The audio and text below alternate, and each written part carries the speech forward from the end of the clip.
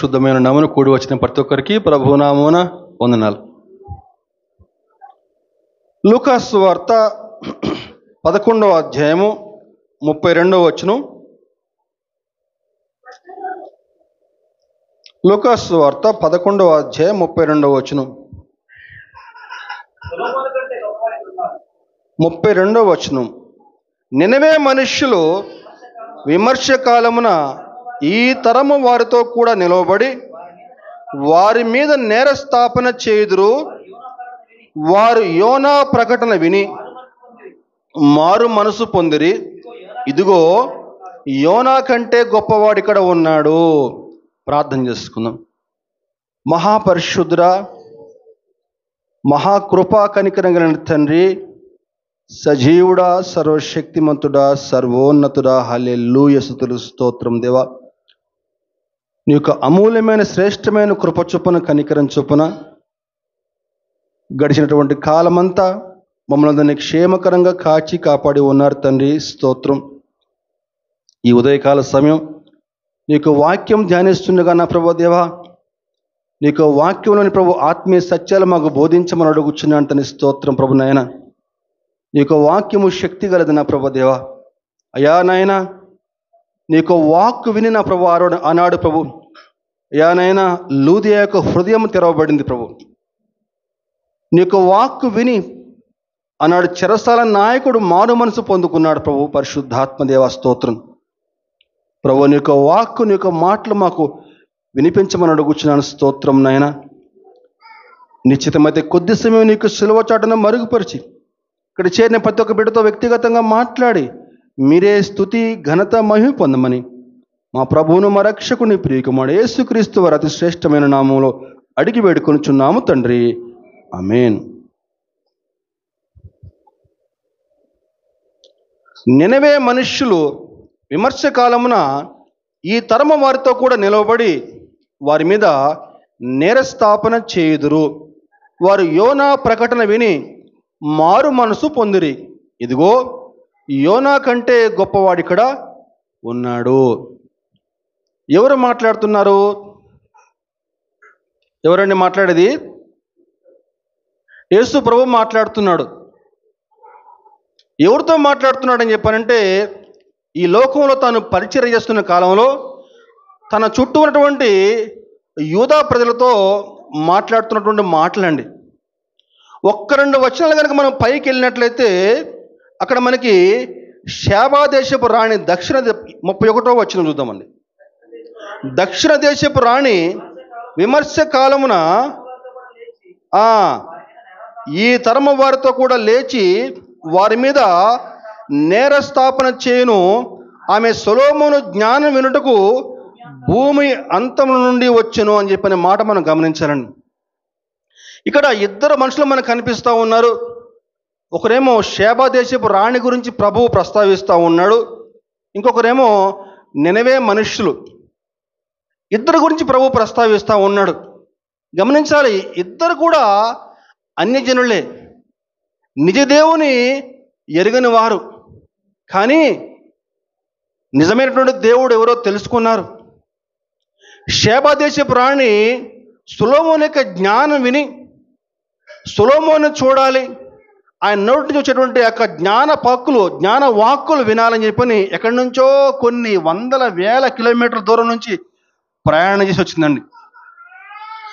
అక్కడికి వచ్చిన తర్వాత సొలొమోను కలిసి సొలొమోను యొక్క మాటలు విని ఆమె ఇస్తున్న సాక్ష్యం ఒకసారి చూద్దామండి. ఆమె ఇస్తున్న సాక్ష్యం చూద్దాం ఒకసారి. మొదటి రాజులు 10వ అధ్యాయము 9వ వచనం. మొదటి రాజులు 10:9 వచనం.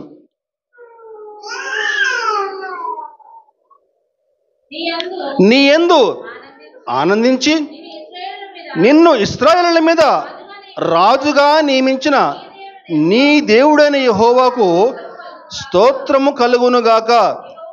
యెహోవా ఇశ్రాయేలుల యందు శాశ్వత ప్రేమ ఉంచెను కనుక నీతి న్యాయములను అనుసరించి రాజకార్యములను జరిగించుటకు ఆయన నిన్ను నియమించెను అనను.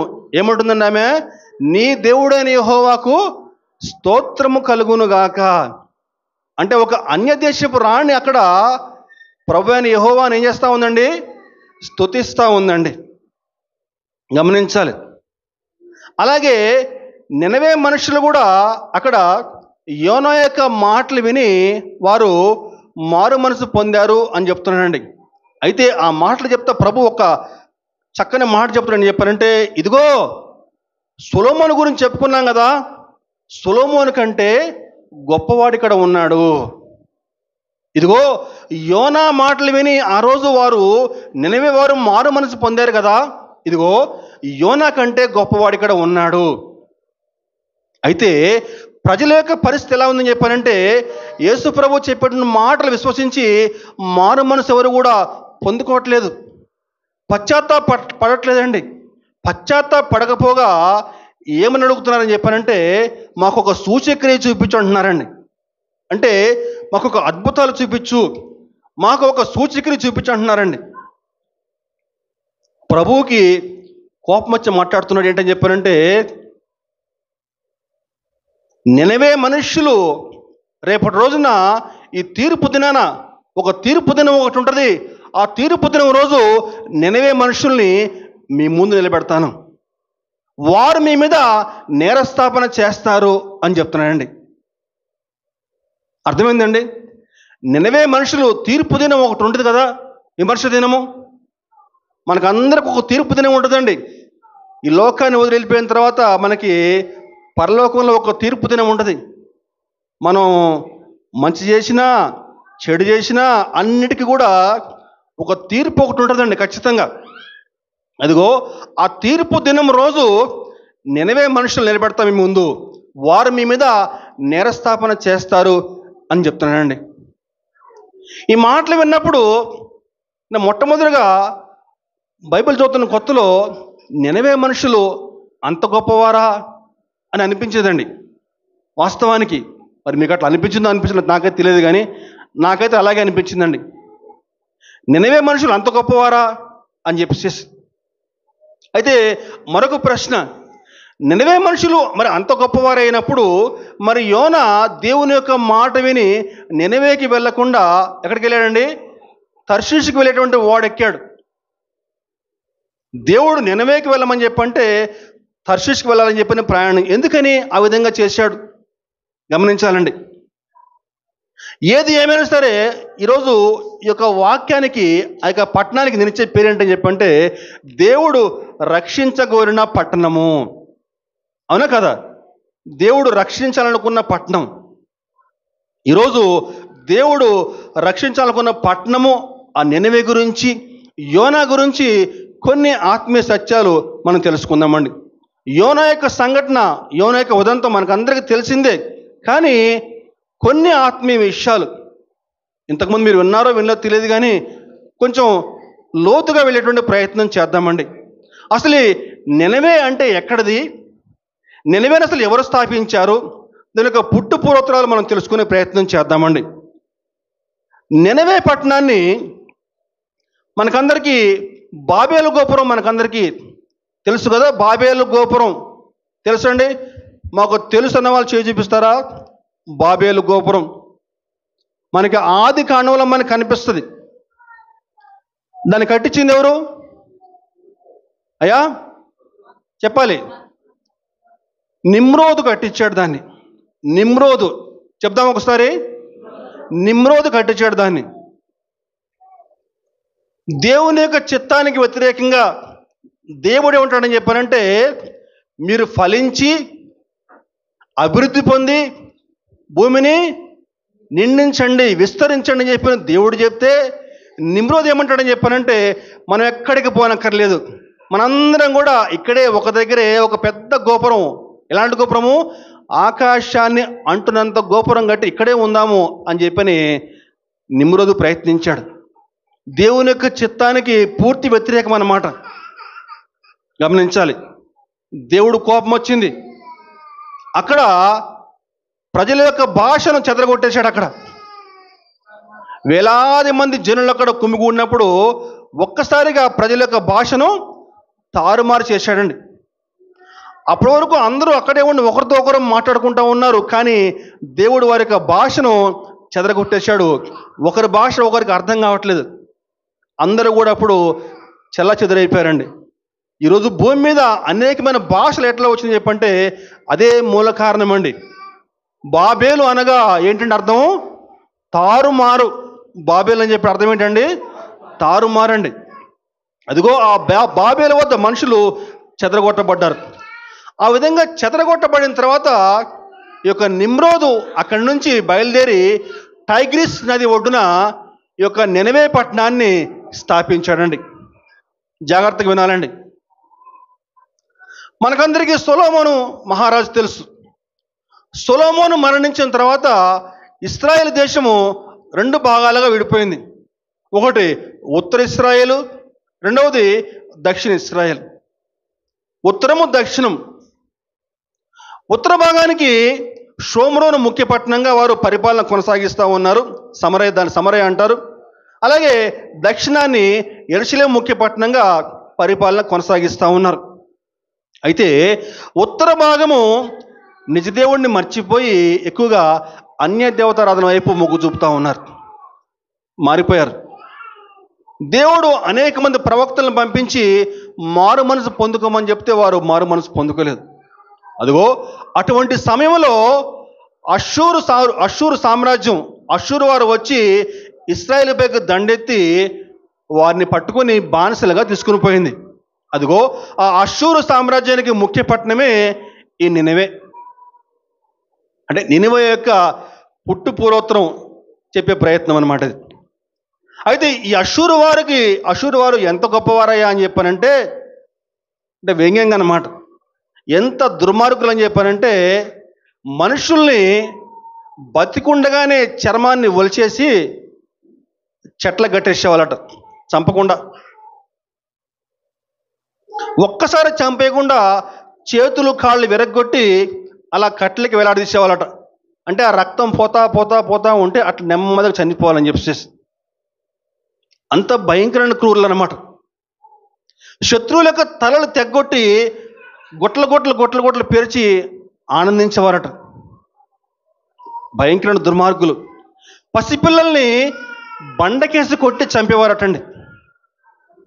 అంటే నినవే మనుషుల యొక్క అష్షూరు వారి యొక్క క్రూరత్వం గురించి చెప్తున్నానండి. అందుకే మనకి 137 దావీదు కీర్తనలో 137 దావీదు కీర్తనలో ఒక మాట కనిపిస్తుంది, చూద్దామండి.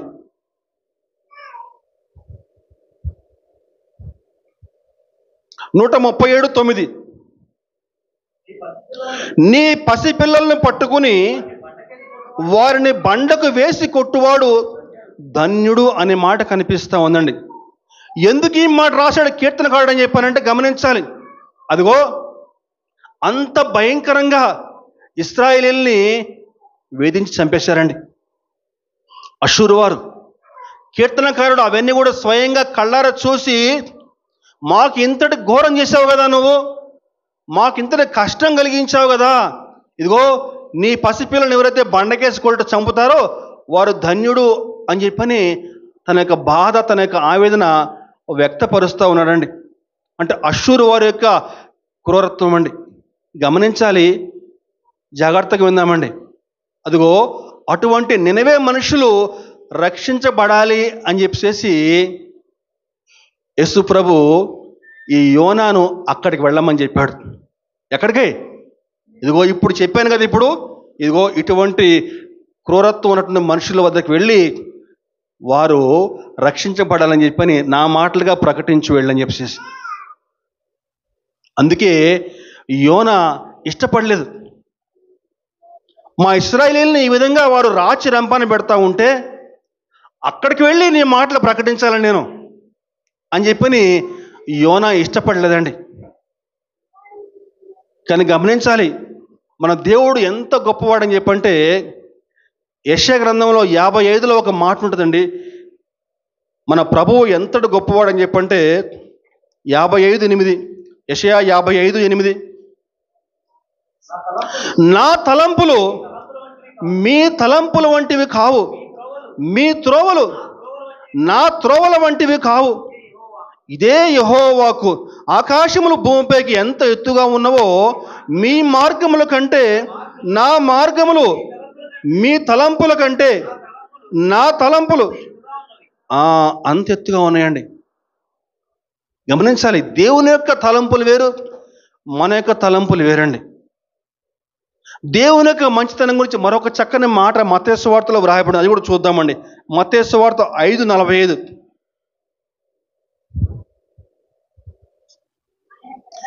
ఆయన చెడ్డవారి మీదను మంచివారి మీదను తన సూర్యుని ఉదయింప చేసి నీతిమంతుల మీదను అనీతిమంతుల మీదను వర్షము కురిపించుచున్నాడు. చాలా చక్కని మాట కదండి. మన ప్రభు యొక్క మంచితనం గమనించాలి. మానవులుగా మనం ఏం చేస్తామని చెప్పంటే, మనకి కూడా కష్టం కలిగిస్తే ఏమనుకుంటాం చెప్పండి? ఇప్పుడు మట్టి కొట్టుకుపోవాలి, ఏమండి, వాడు నాశనమైపోవాలి. వాస్తవం అది, అవునా కదా? వాడికి ఏదన్నా కష్టం కలిగితే, అదిగో నాకు అది చేశాడు కదా అందుకే అట్లా అయింది, పాపం ఊరికే పోద్ది ఏంటి అనుకుంటాం. లేదా ఆఖరికి వాడు పాపం పోతాడులే అంటే ఎలా చేసి వాడు నాశనమైపోవాలి, వాడికి నష్టం, ఎందుకని చెప్పి మనకు నష్టం కలిగించాడు కదా. కానీ దేవుని ఆలోచన అలా ఉండదండి. దేవుని ఆలోచన ఎలా ఉంటుందని చెప్పానంటే, పాపిగా ఉన్నవాడు కూడా మారు మనసు పొంది పశ్చాత్తాపం పొంది నిజ దేవుని తెలుసుకోవాలి. ఆ యొక్క పశ్చాత్తాపడి దేవుని యొక్క పాదాల వద్దకు వచ్చి క్షమాపణ వేడుకొని మారు మనసు పొందాలని చెప్పని, వాడు నశించిపోయి నరకాగ్నిలో కూలిపోకుండా వాడు కూడా రక్షించబడాలని చెప్పిన ప్రభు యొక్క ఆశ అండి. దేవునికి స్తోత్రం, హల్లెలూయా. అదిగో అటువంటి ఉద్దేశంతో ఈ యోనాని నినవేకి వెళ్ళి దేవుని యొక్క మాటలు ప్రకటించమని చెప్తే, యోనా దేవుని యొక్క ఉద్దేశం గ్రహించకుండా నినవేకి వెళ్ళకుండా తర్షీషు వెళ్ళేటువంటి ఓడ ఎక్కాడండి. అంటే దేవుని యొక్క మాటలకు ఏం చేయండి, అవిధేయత చూపించాడు. అవునా? అవిధేయత చూపించాడండి. దేవుడు అవిధేయతను ఏమాత్రం కూడా ఇష్టపడ్డండి. అవిధేయత చూపితే ఎటువంటి కష్టాలు ఎదుర్కోవాలో, అదేవిధంగా మనస్సు మార్చుకుని పశ్చాత్తాపడితే దేవుడు ఎటువంటి ఆశీర్వాదాలు ఇస్తాడో ఇదిగో ఈ యోనా యొక్క ఉదంతం మన కళ్ళ కట్టినట్టు చూపిస్తూ ఉందండి. ఆనాడు అవిధేయతకు దేవుడిచ్చిన తీర్పు ఒక యోనాకు మాత్రమే కాదండి, ఆనాడు ఇశ్రాయేలుకు కూడా ఒక చక్కని పాఠం నేర్పించాడు ఈ యొక్క ఉదంతం ద్వారా. దేవునికి అవిధేయత చూపిస్తే ఎటువంటి శ్రమలు ఎదుర్కోవాలో ఆనాడు ఇశ్రాయేలుకు కాదు, ఈనాడు మనకు కూడా ప్రభు ఈ యొక్క యోనా యొక్క ఉదంతం ద్వారా ఒక చక్కని పాఠం నేర్పిస్తూ ఉన్నాడు. దేవుని యొక్క మాటలకు దేవునికి అవిధేయత చూపిస్తే ఎటువంటి శ్రమ ఎటువంటి కష్టం ఎదుర్కోవాలో దేవుడు ఈ యోనా యొక్క సంఘటన ద్వారా మనకు చూపించే ప్రయత్నం చేస్తూ ఉన్నాడు. ఇదిగో ఈ యోనా యొక్క సంఘటన నుంచి ఈరోజు మనం ఒక 4 పాఠాలు మీకు నేర్పించే ప్రయత్నం చేస్తాను. జాగ్రత్తగా ఆలకిద్దామండి. 4 పాఠాలు. మొట్టమొదటి పాఠం ఏంటని చెప్పంటే, మొదటి పాఠము, దారి తప్పిన దేవుని పిల్లలపైకి శిక్ష తప్పకుండా వస్తుందండి. క్రైస్తవులు పాపం చేస్తే తప్పకుండా శిక్ష వస్తుంది. వారు ఎవరైనా సరే, వారు దేవుని పరిచర్యలో ఉన్నవారు కావచ్చు, పాస్టర్లు కావచ్చు, పాస్టర్ల పిల్లలు కావచ్చు, బిషప్లు కావచ్చు, ఇంకెంత పెద్ద పెద్దవారైనా కదా సార్, ఎవరైనా సరే తప్పు చేస్తే తప్పకుండా దేవుని యొక్క శిక్ష వారిపైకి వస్తుంది. ఇక్కడ యోనా విషయం చూసుకుంటే, యోనా దేవుని యొక్క ప్రవక్త, దేవుని యొక్క మాటలు ప్రకటించేవాడు. కానీ దేవుని యొక్క మాటకు అవిధేయత చూపించాడు. నినవేకి వెళ్ళమంటే నినవేకి వెళ్ళకుండా తర్షీషుకు వెళ్ళేటువంటి వాడెక్కాడు. దేవుడు తూర్పు వైపు ప్రయాణం చేయమంటే తూర్పు వైపు కాకుండా పడమర వైపు వెళ్ళిపోయాడండి. చక్కగా హాయిగా ఓడ దిగు భాగంలో పోయి హాయిగా పడుకుని నిద్రపోదాం, హాయిగా తర్షీషుకి పోదాం చెప్పి అనుకున్నాడు. కానీ ఒక అసౌకర్యవంతమైన ప్రయాణం, భయంకరమైన తుఫాన్లో చిక్కువాల్సి వచ్చింది. అక్కడి నుంచి సముద్రంలో వేయబడ్డాడు. సముద్రంలో వేయగానే తిమింగలం వచ్చి మింగేసిందండి. యోనా పరిస్థితి ఎలా ఉందయ్యా అని చెప్పానంటే, తిరిగి మళ్ళా బతికి బట్ట కడతానా అన్నట్టుగా ఉంది. అవునా కదా? తిరిగి మళ్ళా బయటకు వస్తాడా రాడా తెలియదు. అదిగో అటువంటి పరిస్థితి అండి. ఈరోజు మరొక 2 ఉదాహరణలు కూడా మీకు వివరించే ప్రయత్నం చేస్తాను. మనకందరికీ మోషే తెలుసు. మోషేకి ఒక చక్కని బిరుదున్న దేవుడు ఏంటండి? ఆయన ఇల్లంతట్లో నమ్మకమైన వాడు మోషే అని చెప్పని దేవుడు మోషేకి ఒక చక్కని బిరుదు ఇచ్చాడు. అవునా? అయితే అటువంటి మోషే పైన కూడా దేవుడు శిక్షణ ప్రకటించాడు. మోషే అని చెప్పనంటే దేవుని యొక్క మాట విని కుటుంబాన్ని కూడా విడిచిపెట్టి ఐగుప్తుకి వెళ్ళి ఇశ్రాయేలుని విడిపించి కొన్ని ఏళ్ల పాటు ఆ యొక్క అరణ్యంలో ఇశ్రాయేలు నడిపించి కనాను వైపుకి తీసుకుని వచ్చాడు. అంటే దేవుని యొక్క మాట ప్రకారం జీవించిన వాడు ఈ మోషే.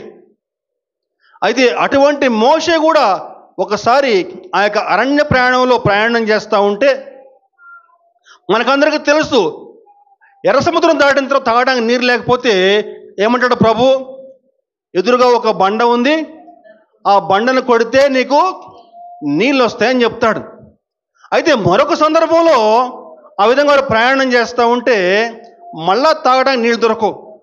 అప్పుడేమంటాడని చెప్పండి ప్రభు, ఎదురుగా ఒక బండ ఉంది కదా, ఆ బండతోటి మాట్లాడు అంటాడు.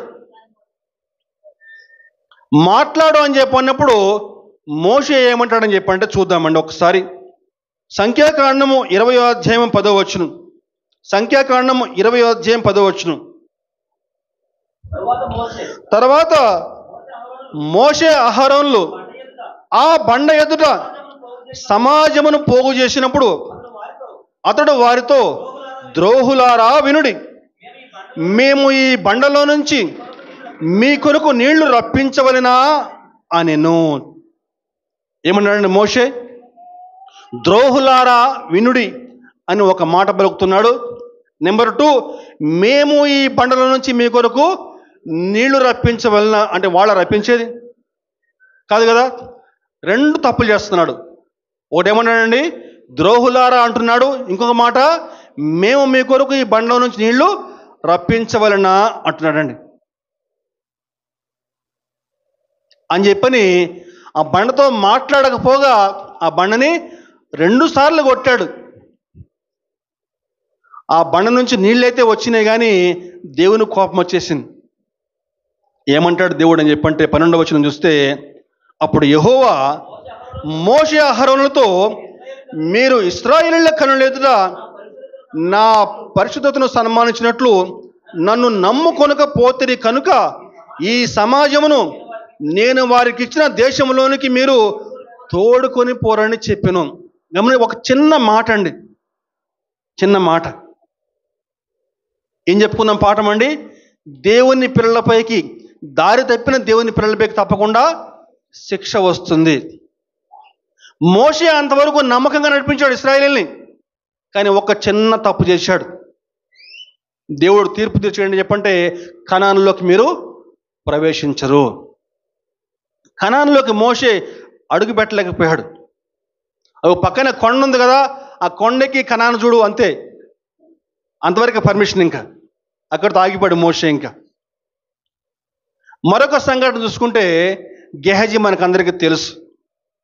గెహజీ కూడా ఎలీషా వద్ద పరిచర్య చేసేటువంటి వాడు.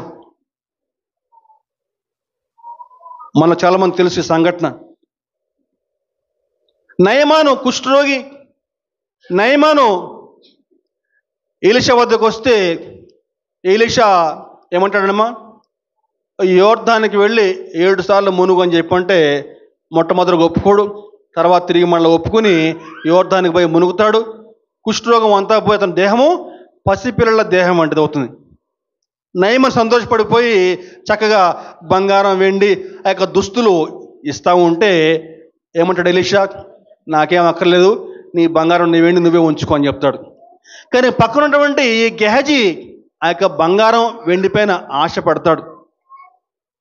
ఆశపడి పరిగెత్తుకుని పోయి ఆ బంగారం వెండి తెచ్చుకుంటాడు, తన ఇంట్లో దాచుకుంటాడు. తిరిగి మళ్ళీ ఎలీషా వద్దకు రాగానే ఎలీషా అడుగుతాడు. చూద్దాం ఒకసారి. 2వ రాజులు 5:25 వచనం. 2వ రాజులు 5:25.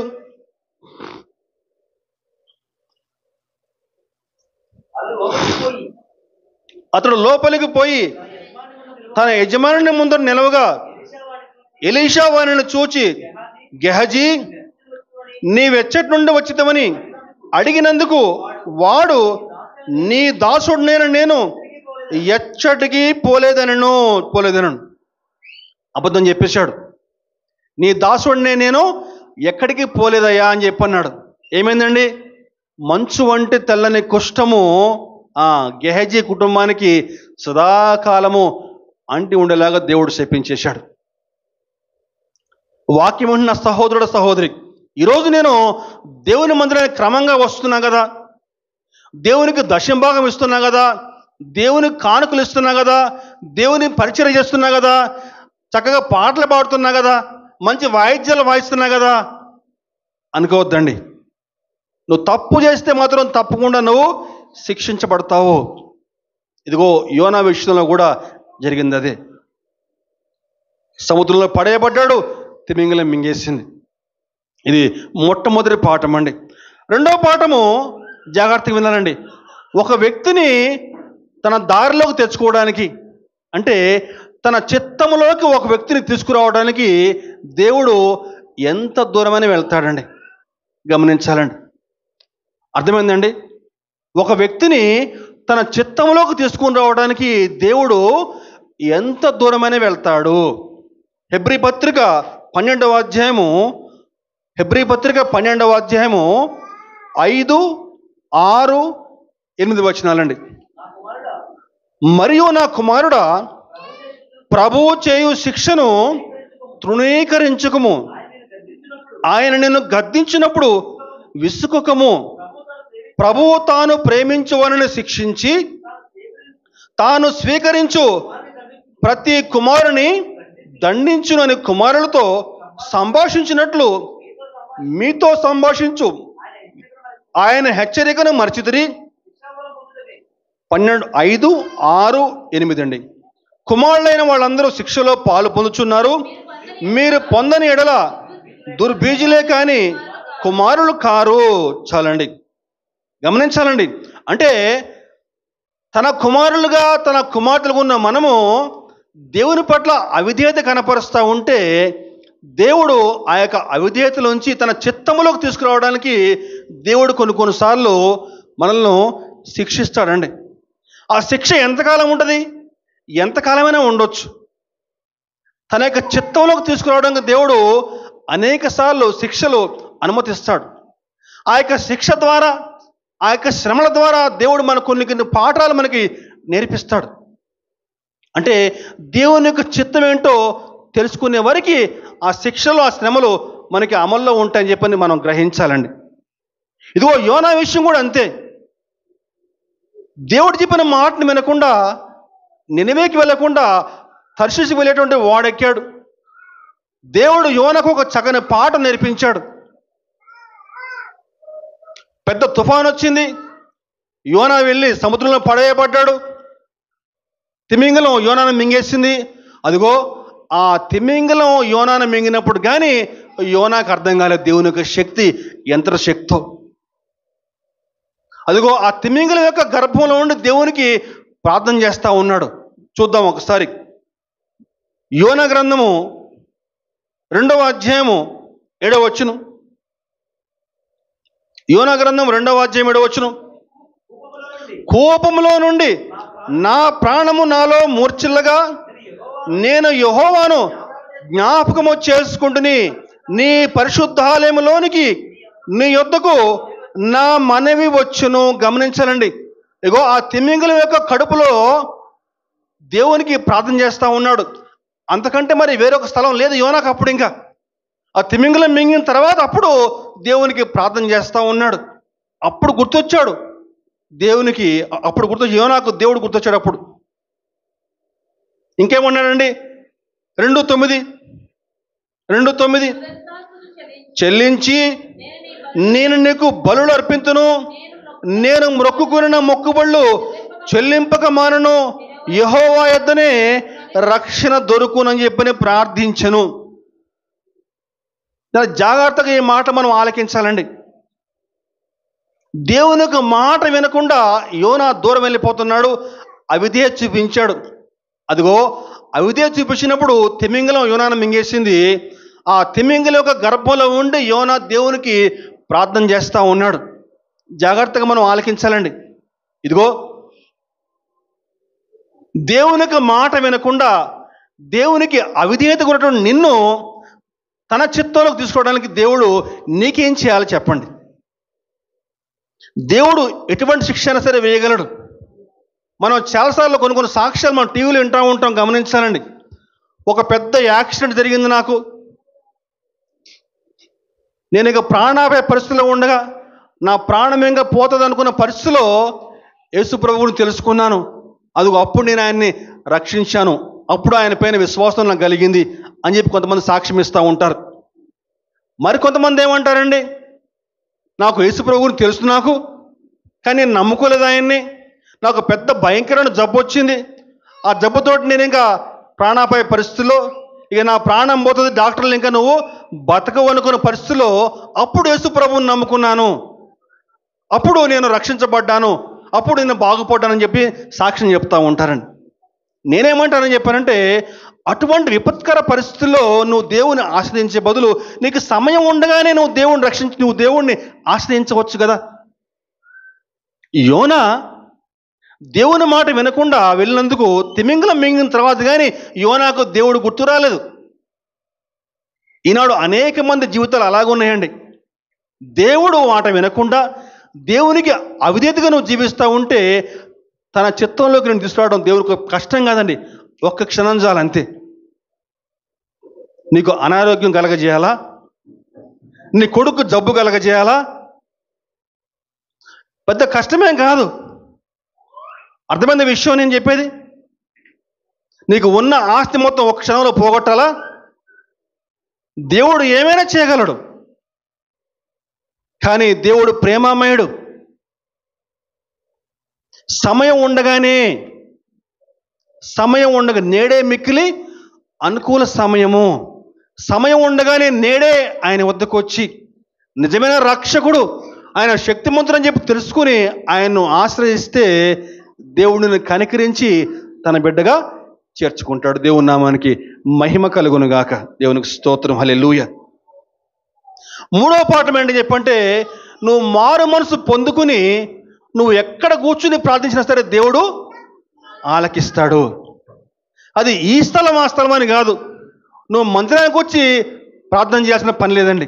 నువ్వు ఎక్కడ ఉండి ప్రార్థించినా సరే దేవుడు తప్పకుండా ఆలకిస్తాడు. మనకి ఇదే యోనా 2:2 చూస్తే, యోనా గ్రంథం 2వ అధ్యాయం 2వ వచనం, నేను ఉపద్రవములో ఉండి యెహోవాకు మనవి చేయగా ఆయన నాకు ప్రత్యుత్తరం ఇచ్చెను, పాతాళ గర్భములో నుండి నేను కేకలు వేయగా నీవు నా ప్రార్థన అంగీకరించి ఉన్నావు. చాలండి, దేవుడు తన ప్రార్థన ఆలకించి జవాబిచ్చాడు. ఎక్కడి నుండి యోనా ప్రార్థన చేస్తూ ఉన్నాడండి? తిమింగలం గర్భంలో నుంచి. గమనించాలండి, తిమింగలం పొట్టలో ఉండి దేవునికి ప్రార్థన చేస్తూ ఉన్నాడు. అక్కడ ఉండి ప్రార్థన చేస్తూ ఉంటే యోనా యొక్క ప్రార్థన దేవుడు ఆలకించాడు. అంతకంటే మరి వేరొక స్థలం లేదు యోనాకు అక్కడ. జాగ్రత్తగా ఆలకించాలండి, చాలా చాలా జాగ్రత్తగా అండి. ఈ మాటలు ఎంత శ్రేష్టమైన మాటలు అని చెప్పానంటే, నువ్వు మారు మనసు పొందితే చాలు. నేను తప్పు చేశాను ప్రభువా అని చెప్పి నువ్వు మారు మనసు పొంది పశ్చాత్తాపంతో నువ్వు ఎక్కడ ఉండి దేవునికి ప్రార్థన చేసినా దేవుడు నీ ప్రార్థన ఆలకిస్తాడు. మనకందరికీ సంసోను తెలుసు. దేవుడు సంసోను ఎన్నుకున్నాడు, చక్కని బలం ఇచ్చాడు. సంసోను నాజీరు చేపట్టాడు. కానీ దేవుని యొక్క చిత్తం ఎరగక సంసోను ఆడవారి వెంట పడ్డాడు, చివరికి వేశ్యల వెంట కూడా పడ్డాడు. ఏమైందండి? తనకు బలాన్ని కోల్పోయాడు, కళ్ళను కూడా కోల్పోయాడు. సంసోను తీసుకెళ్ళి చెరసాల్లో సంకెళ్ళు వేసేసి వారి యొక్క దేవత యొక్క గుడిలో పెట్టేశారు. అదిగో అప్పుడు సంసోనుకి అర్థమైంది, అయ్యో ఎంత తప్పు చేశాను ప్రభువా అని చెప్పేసి.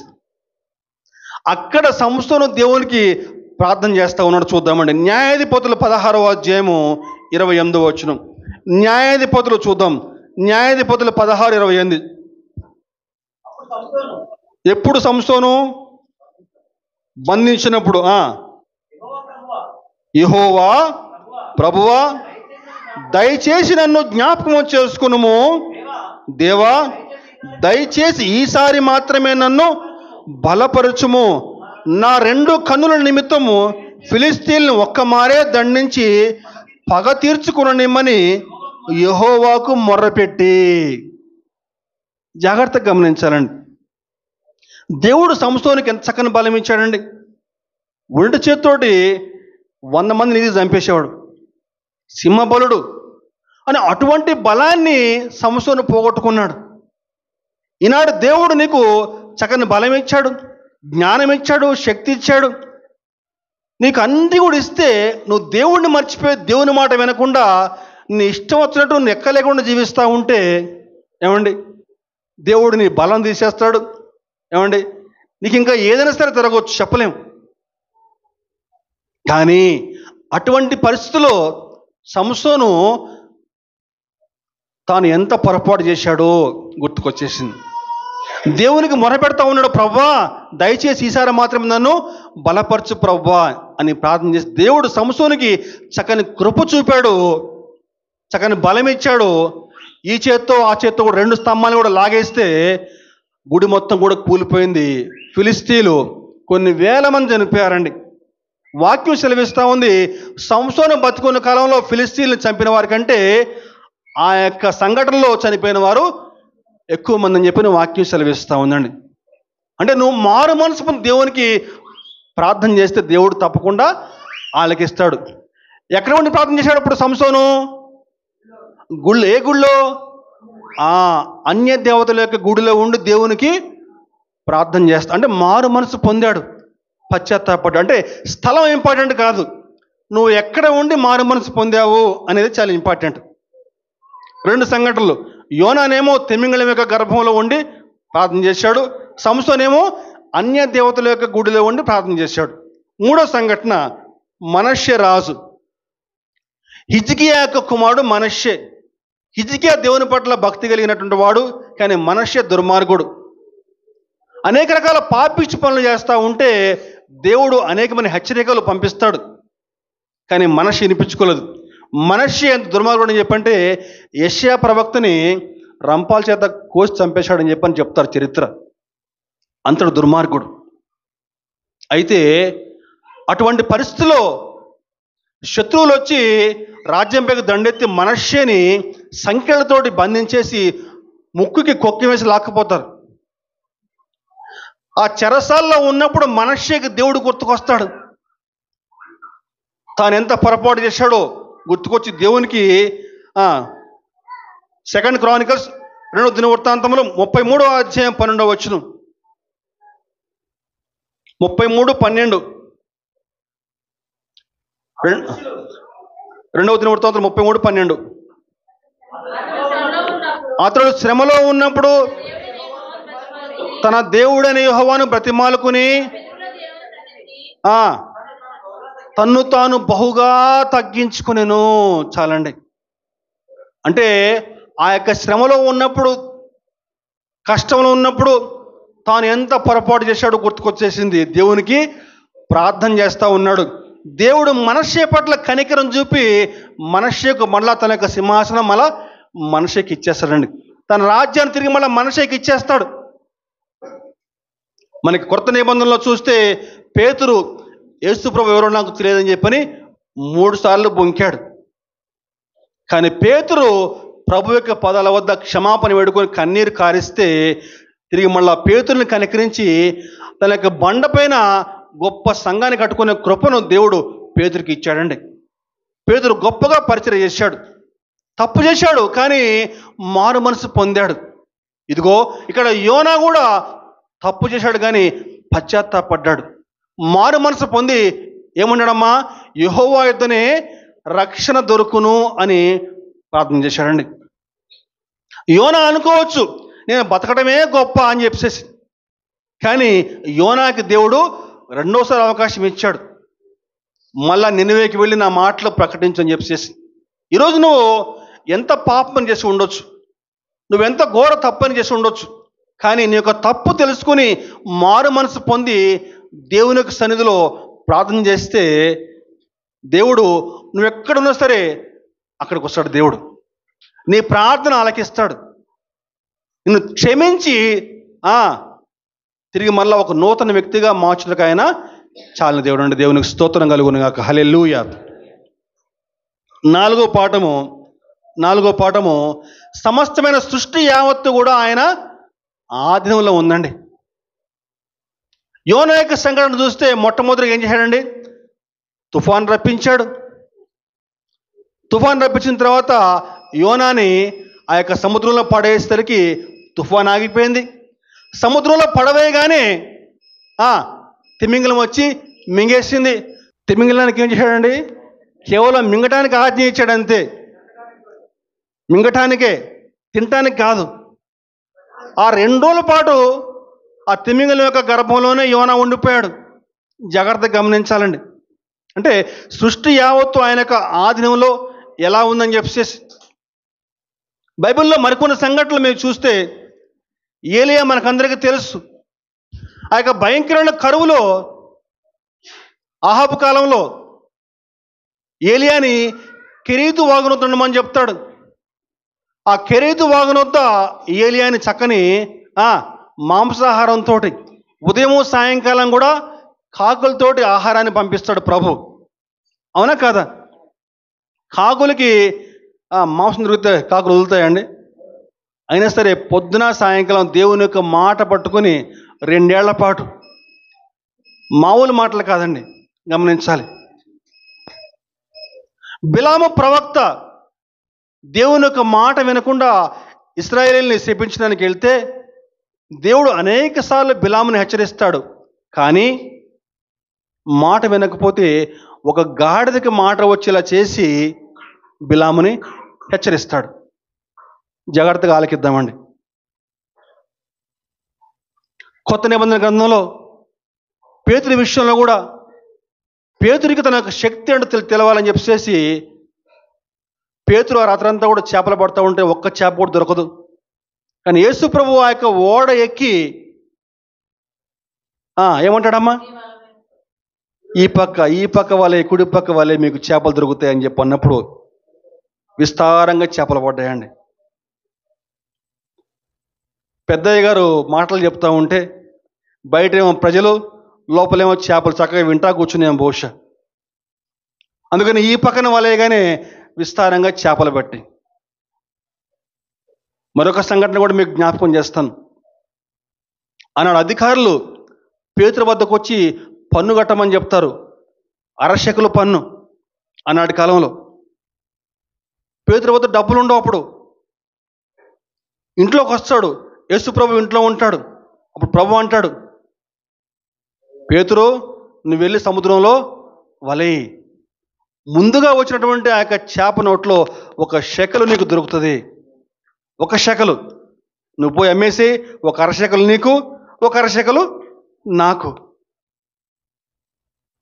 గమనించారండి? సమస్తమైన సృష్టి యావత్తు కూడా ఆయన ఆధీనంలో నువ్వు నేను తప్పించి అంతే. అంతా కూడా ఆయన మాట వింటా ఉన్నాయి. కానీ నువ్వు నేను మాత్రము ఆయన మాట వినట్లేదండి. ఆయన మాటలు చెప్తూ ఉంటారు. కొంతమంది ఫోన్ చూస్తూ ఉంటారు, కొంతమంది దిక్కులు చూస్తూ ఉంటారు. వాస్తవం ఇది. 4 పాఠాలు మనం నేర్చుకున్నామండి. ఏం పాఠాలు చెప్తారు ఒకసారి? దేవుని యొక్క బిడ్డలు తప్పు చేస్తే తప్పకుండా శిక్షకు గురవుతారు, నెంబర్ 1. నెంబర్ 2, తన చిత్తంలోకి తన బిడ్డలు తీసుకోవడానికి దేవుడు ఎంత దూరమైన వెళ్తాడు. నెంబర్ 3, నువ్వు మారు మనసు పొంది పశ్చాత్తాపడి ప్రార్థన చేస్తే దేవుడు క్షమిస్తాడు, నీ ప్రార్థన ఆలకిస్తాడు. సమస్తమైన సృష్టి యావత్తు కూడా ఆయన స్వాధీనం ఉందండి. దేవునికి స్తోత్రం కలుగునుగాక. దేవుడి కొద్ది మాటలు దీవించునుగాక. ఆమేన్.